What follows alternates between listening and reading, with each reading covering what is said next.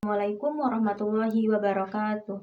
Innal hamdalillah nahmaduhu wa nasta'inuhu wa nastaghfiruh wa na'udzubillahi min shururi anfusina wa min sayyiati a'malina.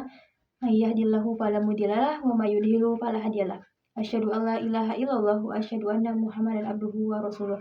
La nabiyya ba'da.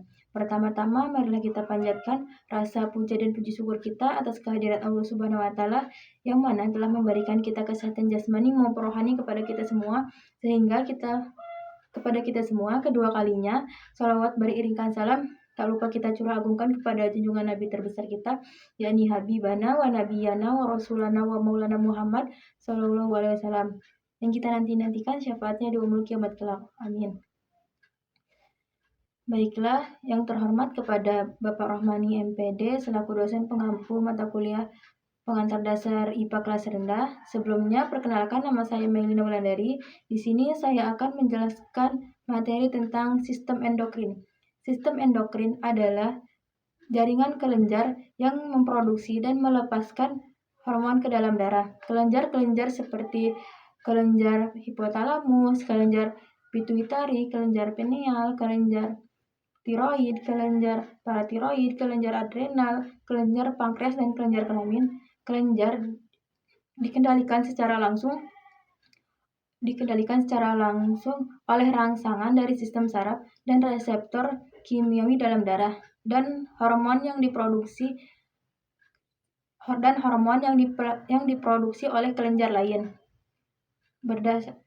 Dengan mengatur fungsi organ dalam tubuh, kelenjar ini membantu menjaga homeostasis tubuh, misalnya metabolisme seluler, reproduksi,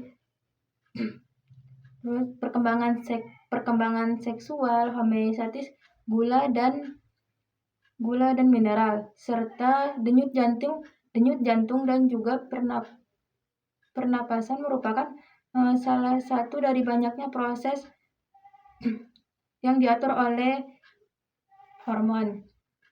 Sistem endokrin juga dikenal dengan kelenjar buntu, yaitu kelenjar yang tidak mempunyai saluran khusus untuk menghasilkan sekretnya. Sekret dari kelenjar endokrin ini dinamakan dengan hormon.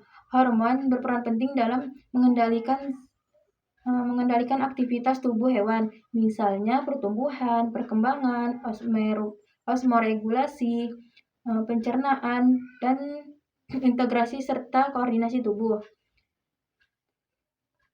Sistem endokrin juga hampir selalu bekerja sama dengan sistem saraf. Tetapi cara kerja dalam mengendalikan aktivitas berbeda dengan sistem saraf. Ada dua perbedaan. Yang pertama, dibandingkan dengan sistem saraf, sistem endokrin lebih banyak melalui transmisi kimia. Yang kedua, sistem endokrin memperhatikan waktu lambat dibanding dengan sistem saraf. Ada pula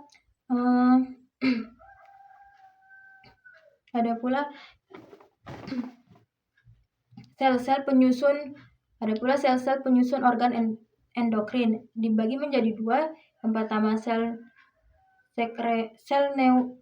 neurosekretori, yang kedua sel endokrin sejati. Nah, yang pertama itu sel neurosekretori adalah sel yang berbentuk seperti sel saraf, tetapi berfungsi sebagai penghasil hormon. Contoh sel neurosekretori ialah sel saraf pada hipotalamus.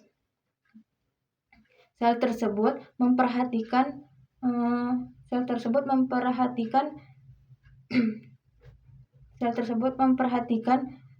sel kelenjar endokrin sehingga dapat juga disebut dengan sel neuroendokrin. Semua sel yang menghasilkan sekret disebut dengan sel sekretori. Oleh karena itu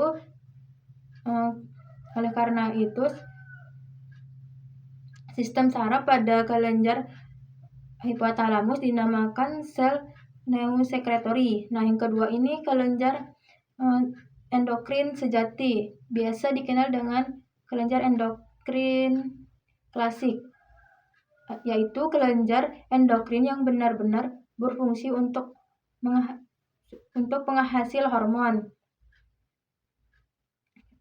untuk penghasil hormon. Tidak memiliki bentuk seperti sel saraf, sel endokrin sejati merupakan hormon yang dihasilkannya secara langsung ke dalam darah. Sel endokrin sejati bisa kita temui pada hewan yang mempunyai sistem sirkulasi. Nah, yang kedua ada klasifikasi fungsi dan sifat sistem endokrin, hormon endokrin. Berdasarkan hakikat kimianya, hormon dibagi menjadi 3. Yang pertama yaitu hormon peptida dan protein, steroid, dan turunan tirosin. Nah, kelenjar juga dibagi menjadi 3. Yang pertama kelenjar pituitari, yang kedua kelenjar tiroid, dan ketiga kelenjar paratiroid. Yang pertama itu kelenjar pituitari. Kelenjar pituitari dikenal dengan master of gland atau raja dari semua kelenjar. Karena pituitari mampu mengontrol kelenjar endokrin lainnya. Sekresi hormon pada kelenjar pituitari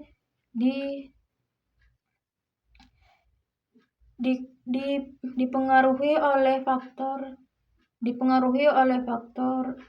emosi dan perubahan iklim. Nah, pituitari ini dibagi menjadi 2, yaitu anterior dan posterior. Nah, yang kedua ini kelenjar tiroid adalah salah satu kelenjar endokrin terbesar pada tubuh manusia yang letaknya ada di leher dan berfungsi untuk mengatur kecepatan tubuh, membakar energi, membuat protein, dan mengatur kesensitifan tubuh terhadap hormon lainnya.